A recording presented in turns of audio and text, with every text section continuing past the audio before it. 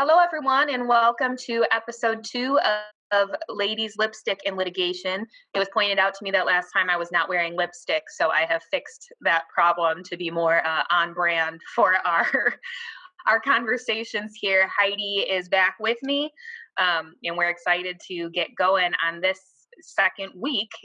We are in NBA Finals time, and so we thought it was very appropriate to talk about some IP cases that deal with NBA players in general. So, both of the cases that we're going to talk about today deal with copyrights, which is different than our original episode, which dealt solely with trademarks. Heidi, can you talk a little bit about what a copyright is and what it does? Absolutely. So, a copyright is really anything that's an original expression that's fixed in a tangible medium.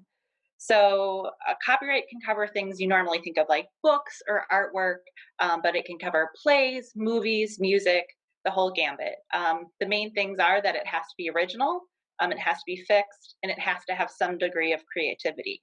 This is a little different than trademarks, which we talked about last time, because the main purpose of a trademark is to indicate source or where the goods or services come from. And a copyright doesn't have that requirement. Really, it's more focused on whether or not it's a creative work that's protectable. Well, got it. Thank you for that explanation. We're going to, like I said, we're going to talk about two copyright cases that deal with NBA players or the NBA generally today.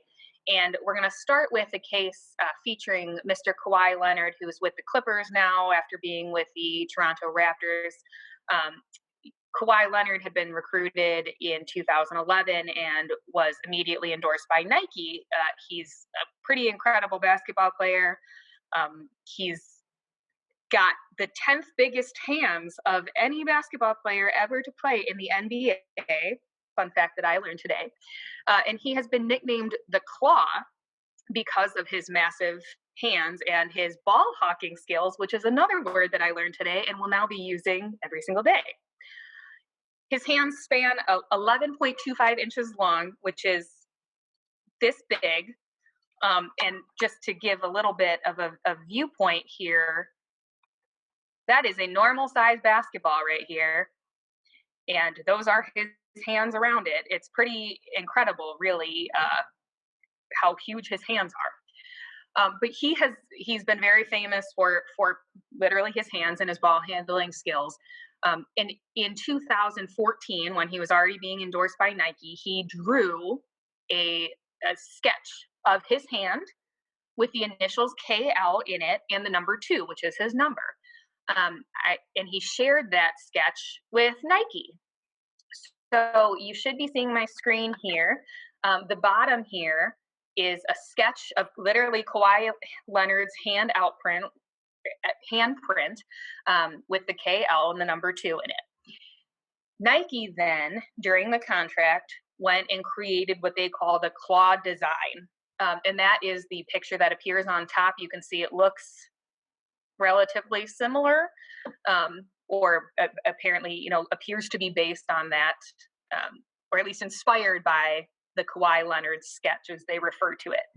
So after Kawhi Leonard left Nike, he went to New Balance, and in 2019 sued Nike actually for a declaration saying that he owned this trademark, or this copyright, because Nike had applied for a copyright and gotten a copyright for that KL design, the handprint design, which meant that Kawhi Leonard and New Balance could no longer use it after he left Nike's sponsorship.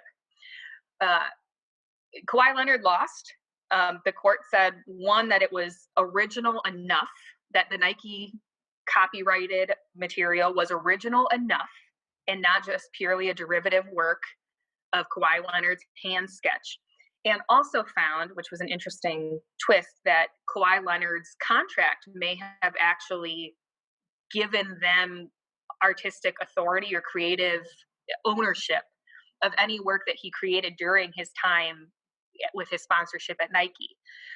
So even though it was original enough that they could have designed a copyright by itself, the court found that even if it wasn't, it likely would have been covered under Kawhi Leonard's contract. which was an interesting case. And funnily enough, it was the same judge who struck down challenges to, the Air Jordan Oh, symbol, the yeah. jumping thing. It was the same judge who struck down that challenge against Nike for ownership of that. So Interesting. yeah, so apparently go to that judge if you're Nike and you want to keep your marks.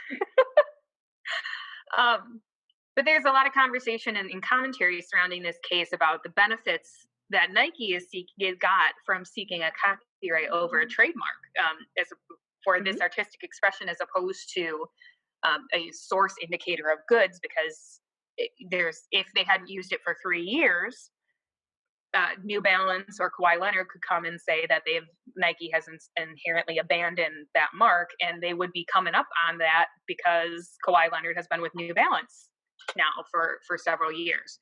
So it's an interesting case. Point you made about the copyright versus trademark issue is really interesting because a lot of times in figuring out how to protect your IP, figuring out what the duration of your protection is really important. And actually, an almost opposite case we had was with Disney, where they had those really old black and white cartoons with like Mickey on the steamboat. And so that was Hmm. protected by copyright, but it had gotten to be so old that the copyright was going to run out. On the other hand, trademark can last forever if you are continuously using it. So in that case, they were trying to transition from a copyright to a trademark so they could get that extended use. But in this case, it seems like if they weren't going to be using it continuously, actually copyright gave them more protection, which is Yeah, it's an interesting. It's interesting. very It, situation dependent. it is, and I don't. I mean, I don't necessarily know why Nike wants to keep it, other than the fact that they designed it and developed it and used it for several years. And there was also a dispute about his using it before Nike had copyrighted it, but then the judge threw that out, saying that Nike had basically instructed him to do that or encouraged him to do it. But that's kind of a side point. But you have Interesting. a well, not a similar copyright case, but a related copyright case that dealt with NBA players. Yeah, so this one was interesting and it turned out a little bit more favorably for the athlete and the companies they were working with. In this case, it involved the video game NBA 2K, which is a video game with NBA players. And so it's interesting because this essentially boiled down to the tattoos that were on the video game characters within the game. It's kind of been recognized previously that when you get a tattoo on your body, you have a license to be photographed with that tattoo, take pictures of yourself and your body. However, the wrinkle here was because it was a avatar character within this video game world, what sort of rights and who had rights to that trademark on that avatar within the game. So the tattoo company sued, saying that it infringed on their copyright. In this case, the judge actually came to the decision that it was not copyright infringement, and there are a couple of things that they considered. One of the things they considered was that the use of the tattoos was de minimis or just so small that it was nearly insignificant. When you look at the size of that tattoo on the person's body versus like the tiny avatar in the video game, it was so tiny and there was distortion that it wasn't really that big of a deal. Also, they were only dealing with tattoos for three different players, for LeBron James, Kenyon Martin, and Eric Bledsoe. It's actually really interesting. LeBron James got super into this case and submitted declarations and evidence for the defendants, the video game makers, saying, his impression had always been that he had the right to publicity in his body and the tattoos on his body and to use that as he saw fit. He does have a Uh, pretty cool, intricate, like his sleeves are very cool. yeah, they're definitely very cool. I mean, definitely works of art. So I can see where Mhm. it'd be contentious because they're a big part of him. But then also, I'm sure the people who did the tattoos put a lot of time and artistic creativity into making them. And so the judge actually ended up ruling that it was a fair use, which is a little bit I'm a little bit unsure how she came to that decision. She said, there was a very limited amount of use. It was transformative in nature, given, the differences of a tattoo on an avatar in a video game versus a tattoo on a real person in the real world, that was transformative. So in this case, it came out well for um, NBA 2K and the players. However, there have been some other court decisions, particularly in the Third and Ninth Circuit, where they found that use of images of college athletes in video games is not transformative. So the issue is kind of still out in this interesting world where there's a lot of money to be made on using avatars or different virtual representations of players who has rights over what. So maybe that's a to be continued, and maybe we'll have an update for you in a future episode. Yeah, I know there's been a lot of conversation specifically as it relates to college athletes and their right to publicity and things of those natures. So you're right. I'm sure we will have an update in the future. Maybe when March Madness rolls around, and we Hopefully. have college basketball back, uh, Please. we can go back on to that topic. Well, that's all I have for today. I think that's all we've got. Yep. Thanks for tuning in. Yeah, thank you, and we'll see you next time on Ladies Lipstick and Litigation.